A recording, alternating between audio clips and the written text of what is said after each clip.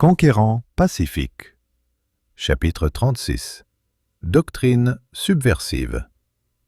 Pendant son séjour à Corinthe, Paul nourrissait de sérieuses appréhensions au sujet des églises qu'il avait fondées.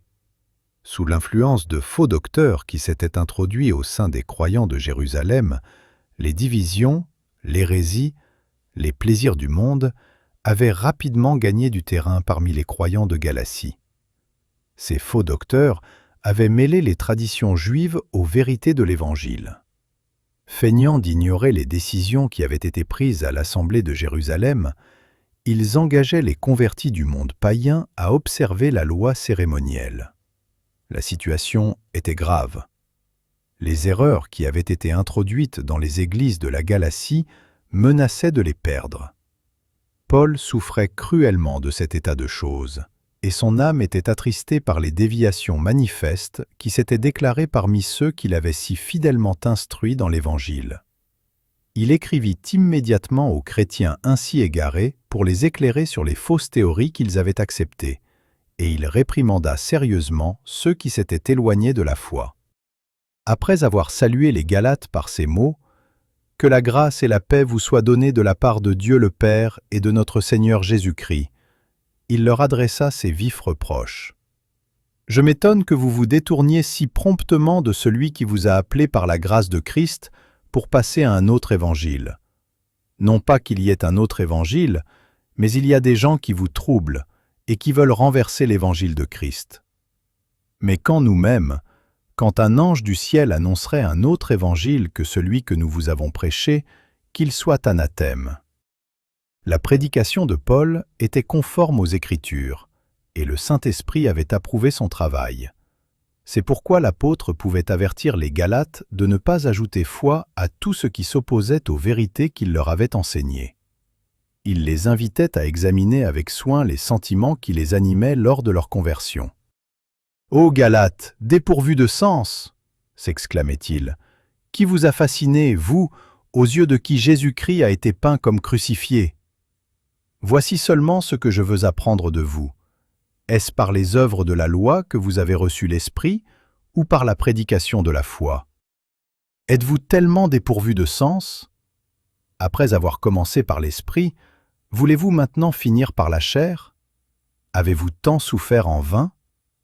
Si toutefois c'est en vain, celui qui vous accorde l'Esprit et qui opère des miracles parmi vous, le fait-il donc par les œuvres de la loi ou par la prédication de la foi? Paul assignait ainsi les Galates devant le tribunal de leur propre conscience, en s'efforçant de les faire changer de conduite.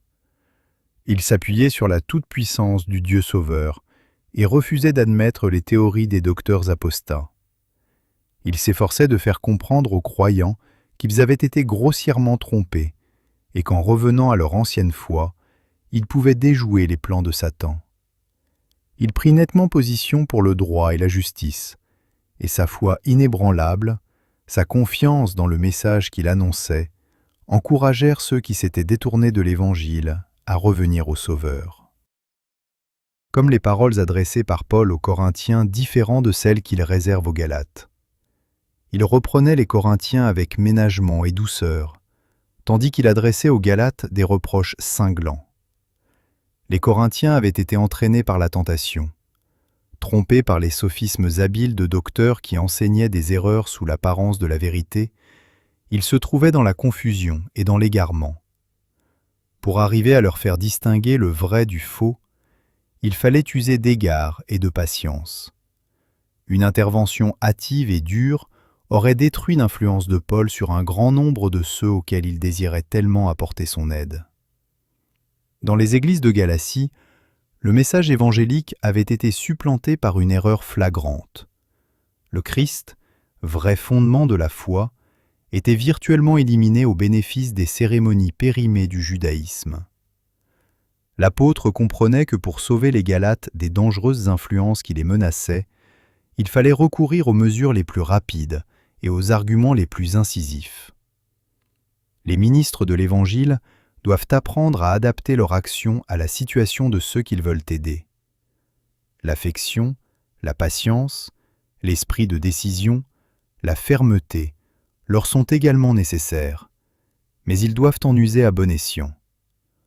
Pour avoir une heureuse influence sur différents types de mentalités, placés dans des circonstances et des conditions diverses, il faut agir avec sagesse et faire preuve d'un jugement éclairé et sanctifié par l'Esprit de Dieu. Dans son épître aux Galates, Paul rappelait rapidement les principaux incidents relatifs à sa propre conversion et ses expériences personnelles du début de sa vie chrétienne. Il voulait leur montrer ainsi que c'était grâce à une manifestation spéciale de la puissance divine qu'il avait été amené à découvrir et à saisir les vérités essentielles de l'Évangile. C'était par les instructions de Dieu lui-même que l'apôtre avertissait et censurait les Galates d'une manière aussi catégorique et aussi solennelle. Il n'écrivait pas dans le doute et dans l'hésitation, mais avec une assurance basée sur la conviction et avec une connaissance absolue du message évangélique. Il rendait évidente la différence entre l'enseignement donné par les hommes et l'instruction reçue directement du Christ. L'apôtre suppliait les Galates de se séparer des faux docteurs qui les avaient égarés et de revenir à leur foi primitive, foi que Dieu avait bénie d'une manière éclatante. Il leur montrait que les hommes, dont le but avait été de les détourner de l'Évangile, n'étaient que des hypocrites, au cœur impur, à la vie dissolue. Leur religion était fondée sur des rites cérémoniels, et ils croyaient qu'une observance fidèle de ces rites leur gagnerait les faveurs divines. Ils ne voulaient pas d'un évangile qui met l'accent sur ces paroles « En vérité, je te le dis, si un homme ne naît de nouveau, il ne peut voir le royaume de Dieu. » Ils pensaient qu'une telle doctrine demandait de trop grands sacrifices. C'est pourquoi ils préféraient demeurer dans leurs erreurs et tromper ainsi les autres, tout en s'égarant eux-mêmes. Les formes extérieures de la religion, substituées à la sainteté du cœur et de la vie, plaisent à la nature irrégénérée aussi bien de nos jours qu'à l'époque de ces docteurs juifs. Comme autrefois, de faux guides spirituels enseignent des doctrines qui sont écoutées avec avidité par certaines personnes.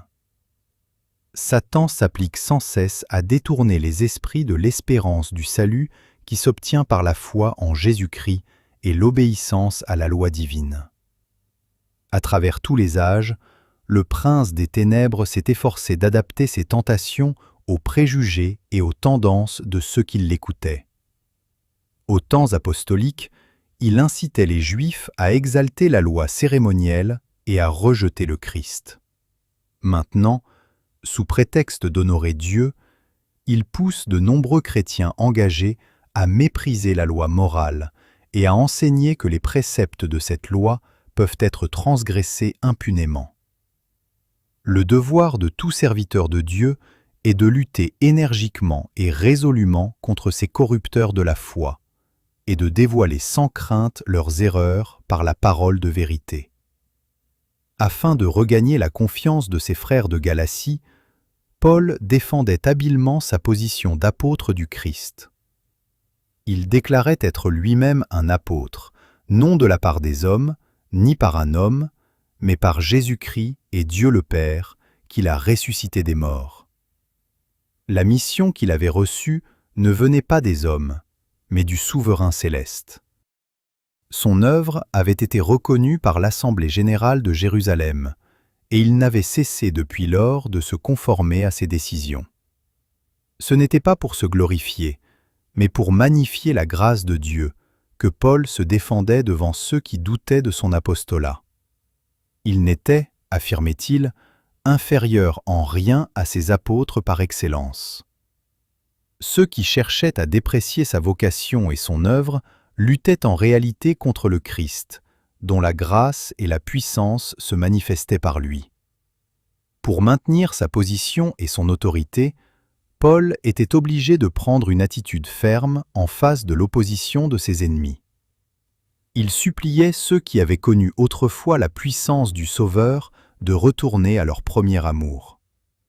Avec des arguments irréfutables, il leur rappelait le privilège que Dieu leur accordait en les affranchissant par le Christ. C'est par son sacrifice, disait-il, que tous ceux qui s'abandonnent à lui entièrement peuvent revêtir la robe de sa justice. Il déclarait que quiconque désire le salut doit avoir une expérience personnelle et vécu des choses de Dieu. Les supplications ardentes de Paul ne restèrent pas vaines. Le Saint-Esprit agit puissamment dans les cœurs, et ceux qui avaient erré dans les sentiers de l'erreur retournèrent à la foi évangélique. Désormais, les Galates demeurèrent fermes dans la liberté qui est en Jésus-Christ.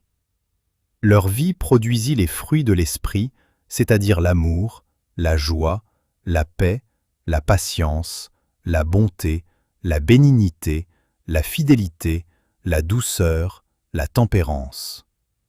Dieu fut à nouveau glorifié, et de nombreux prosélytes s'ajoutèrent aux croyants dans toute la région.